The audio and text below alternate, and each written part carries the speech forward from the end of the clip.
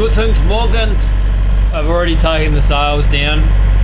We are gonna go for a fish because when I'm by myself, if I get a fish, I have to take the sails down unless it's really small, which I don't catch small fish.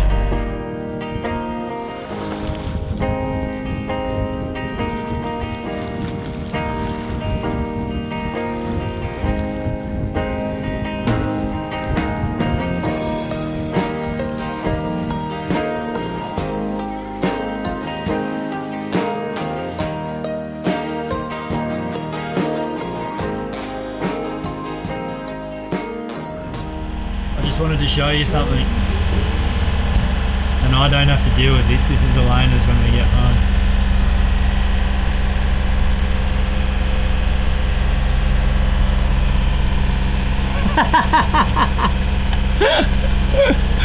Look at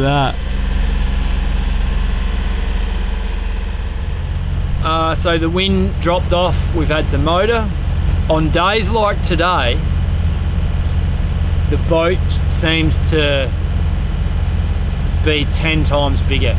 As the swell picks up and we start heeling over, I'll find myself sitting on this seat here, pretty reluctant to move anywhere or do anything.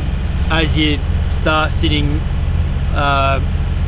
higher in the water, more stable in the water, and the sea state drops, the boat levels out, and you just feel like getting up. I've done some push-ups and some sit-ups and throwing the fishing line out, and I mean, I don't like motoring, but I do like feeling like I have some space to move around in. I'm really looking forward, obviously, to the catamaran, but just to see the difference, just being level and what that equates to in actual space you feel like you've got on board. Because honestly, when it's 20 plus knots, I'll set the sails, get everything fine, or even 17, I'll set everything, get it all perfect, and then sit down here and I won't do much, and I don't get seasick at all ever.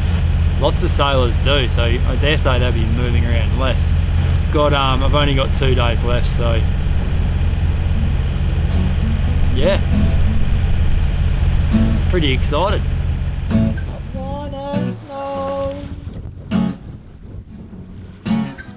You go along with me across the sea. Northwest until late in the evening, so we may only get 15 knots, but it's got a 20 knot component there somewhere or other. Copy that, apparition. He can't hear me. He's been very good to me, that guy. Even though he can't hear me, he gives me a weather report. It's just good dude.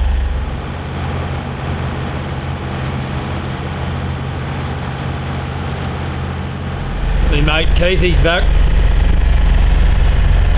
Come on, Keithy.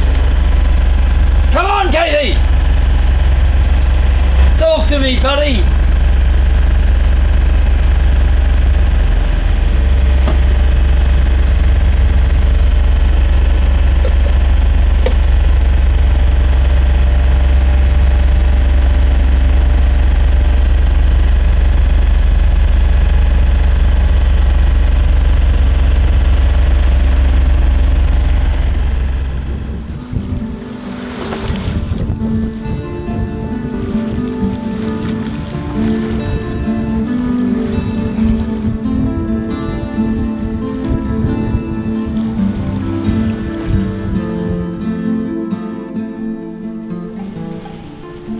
So sometimes I will be reading a book and I'll run over to Elayna and I'll read her out a part of it that's excited me.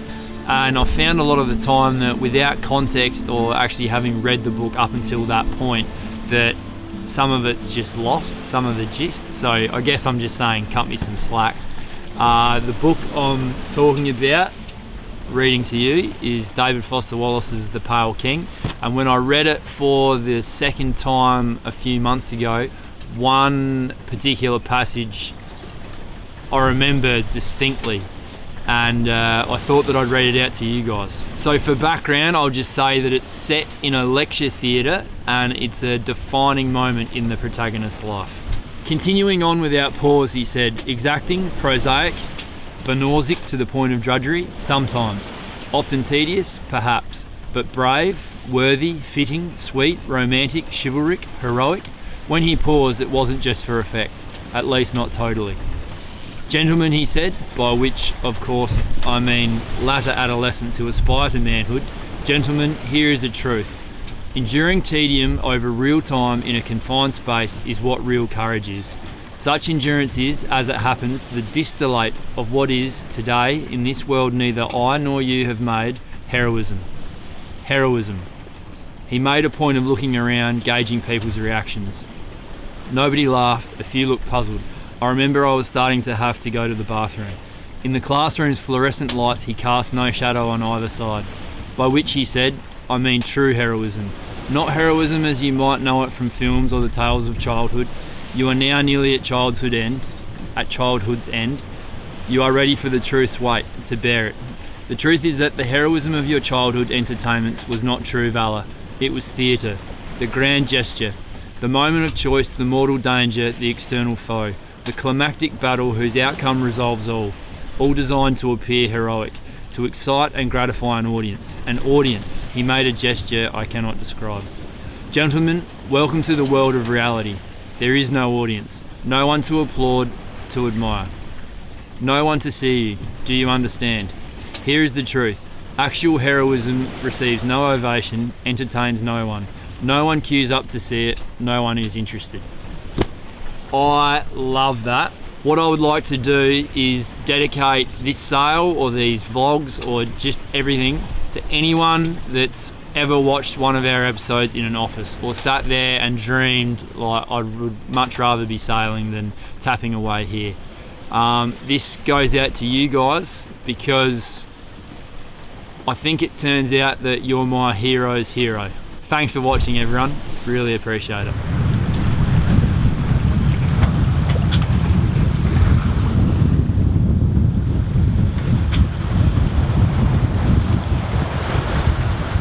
I think I'm going to try and hoist the main without turning around into it. This never works. I'm kind of bored, so I'm just going to have a crack at it.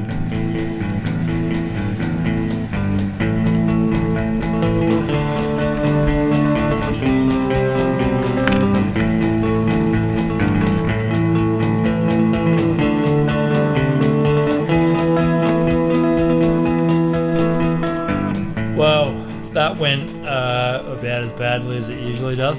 Got it done in the end, but yeah, always just better off turning around, going into it.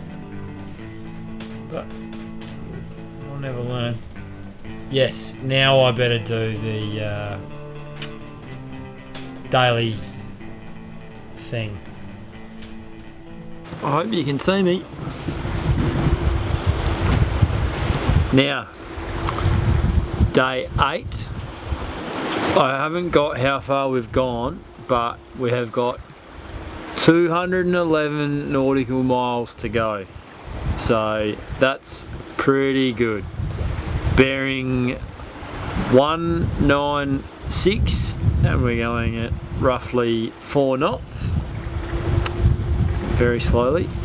And wind is 12 knots blowing pretty much from the north. So that's the current state of affairs.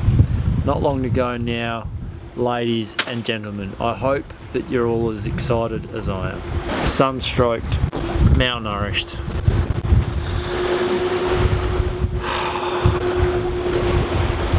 And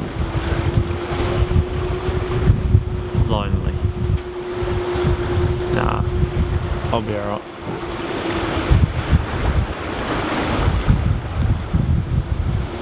Good night, everyone.